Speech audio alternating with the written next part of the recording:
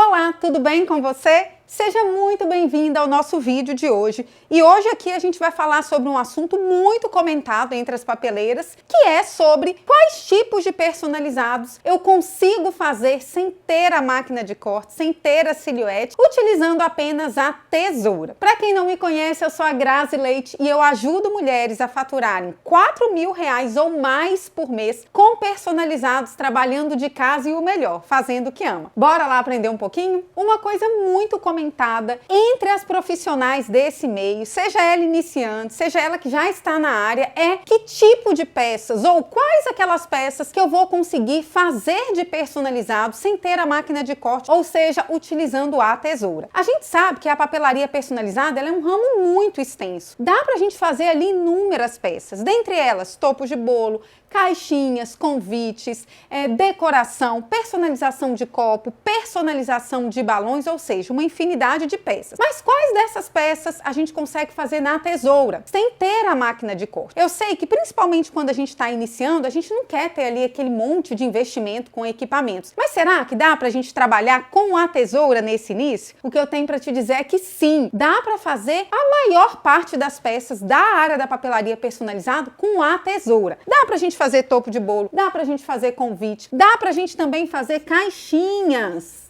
dá para fazer painéis, dá para fazer personalização de copos, dá sim para fazer tudo isso na tesoura. Quando a gente está começando e a gente vai escolher as peças na tesoura, mais importante do que a gente entender o que dá para a gente fazer é o que vale a pena para a gente fazer. Eu sei que eu tô falando com você aqui que quer ser uma empreendedora papeleira, que vê na papelaria uma possibilidade de ter renda. Então, quando a gente vai definir aquelas peças que a gente vai cortar na tesoura, a gente tem que levar em conta quais aquelas peças que mesmo cortando na tesoura vai me dar um bom tempo de produção e vai me dar também uma boa margem de lucro. Por isso que mais importante do que a gente entender quais peças a gente vai fazer é quais peças nesse momento que eu estou vivenciando vale a pena eu fazer na tesoura para eu ter uma boa lucratividade. Para a gente entender um pouquinho mais sobre isso, a gente precisa primeiro entender o processo de produção de personalizado. Porque eu sei que muita gente que está iniciando fica perdida, né? Sem saber se dá ou não dá para trabalhar na tesoura. Toda vez que a gente vai fazer algum personalizado, seja ele caixinha, seja ele convite, seja ele painel, a gente vai passar pelo mesmo processo. O processo número 1 é a criação da arte. A gente vai desenvolver a arte que vai se transformar no personalizado final. Para a gente estar fazendo essa arte, a gente utiliza um programa para fazer todas as edições e fazer essa criação. Finalizamos a parte da arte, a gente vai para a etapa número 2, que é a impressão.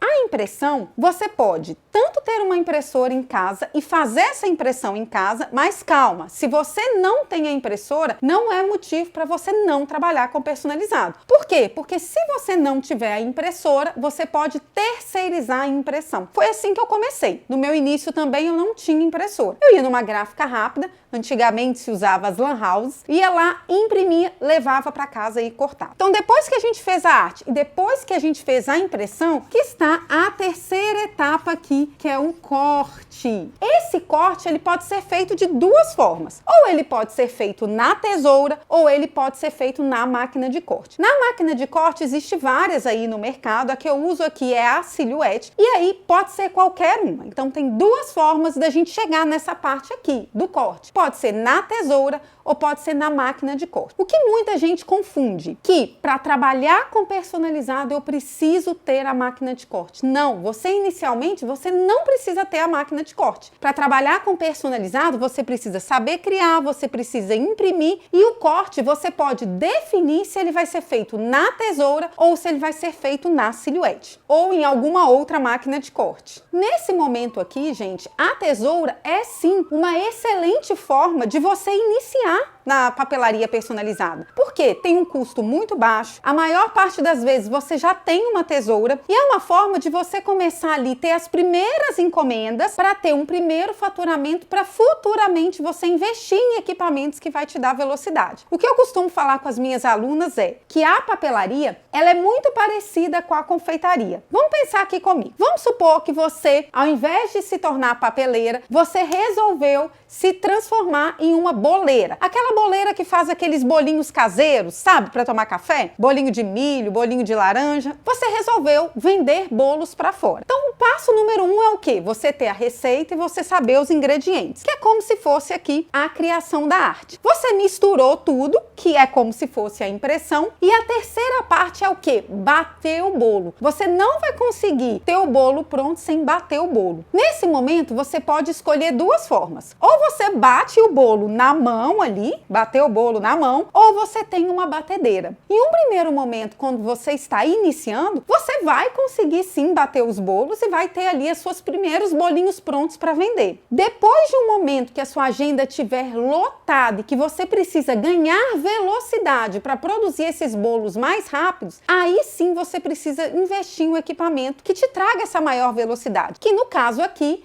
é a batedeira. É a mesma coisa na papelaria. Você pode e deve começar com a tesoura, mas vai chegar um momento que sua agenda vai estar ali lotada, que você não consegue mais pegar encomendas para cortar na tesoura porque tem o tempo de corte. Aí sim está na hora de você pensar em um investimento em algo que vai aumentar a sua velocidade de produção, e é nesse momento que você tem que pensar na máquina de corte. Então, resumindo, a gente deve começar sim com o que a gente tem, com a tesoura. A parte inicial não é o momento de você pensar em máquina de corte. Você só deve ter esse pensamento na máquina de corte naquele momento que sua agenda já estiver lotada e que com o próprio investimento daquelas peças que você foi vendendo na tesoura, você já consegue investir na sua empresa para aumentar a velocidade e faturar mais, combinado? Então dá pra gente fazer diversas peças ali na tesoura. A gente já viu que dá pra fazer a maior parte delas, topo de bolo, caixinha, convite. A gente só tem que se atentar a algumas questões para que essas peças sejam lucrativas e a gente já consiga ter lucro desde o primeiro momento, beleza? Como eu disse para vocês, mais importante do que a gente saber o que eu consigo fazer na tesoura, que tipo de peças eu consigo fazer na tesoura, ou seja, sem a máquina de corte, é saber que tipo de peças vale a pena. Por que eu tô falando isso para você? E essa é uma grande diferença entre a papeleira amadora e a papeleira empresária. Aquela papeleira amadora, ela só vai pensar, meu Deus, o que eu consigo fazer na tesoura? Mas a papeleira que é empresária, ela tá pensando no lucro.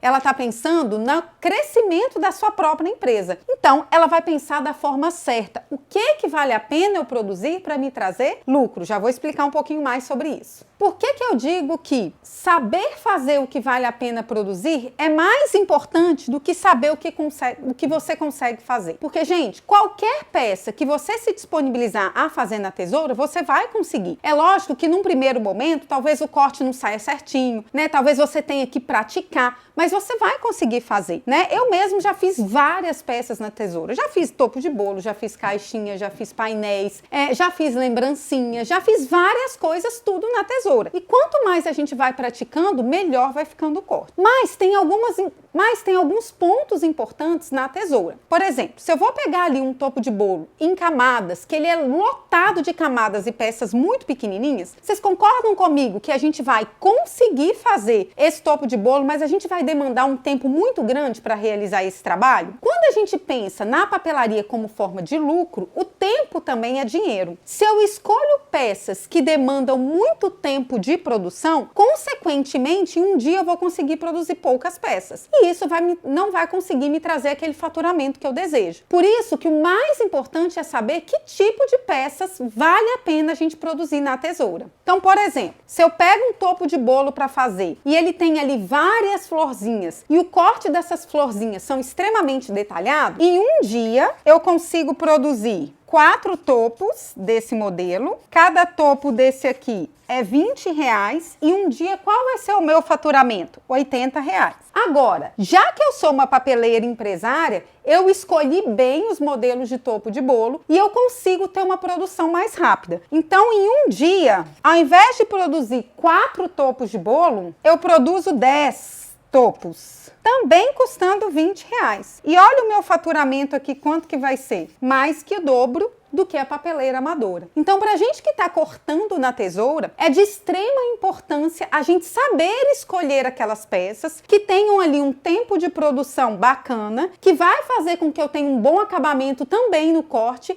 e que vai me trazer um ótimo acabamento. Independente se for topo de bolo, independente se for caixinha, independente se for convite, ok? Aí você pode estar pensando assim, tá bom, Grazi, eu já entendi que eu posso produzir o que eu quiser, mas eu tenho que me atentar em que tipos de peça que vale a pena. Mas o que eu tenho que levar em conta na hora de escolher essas peças? Quando a gente vai criar arte ali para desenvolver a nossa peça, se a gente vai cortar na tesoura, ou seja, sem a máquina de corte, a gente tem que ter a cabeça de tesourete, ou seja, aquela pessoa que corta na tesoura. Então eu tenho que escolher imagens, eu tenho que escolher elementos para a composição daquela peça que sejam elementos de cortes mais facilitados. Por exemplo, se eu for escolher uma folhagem, ao invés de escolher a folhagem lotada ali de elementos para eu demorar ali 20 minutos cortando uma folha, eu posso escolher uma folhagem mais lisa, que eu vou ter menos trabalho no corte e eu vou ter folhagem também, por exemplo, na peça, mas em um tempo muito menor de corte. Então, escolher peças mais facilitadas para o corte reduz o tempo de produção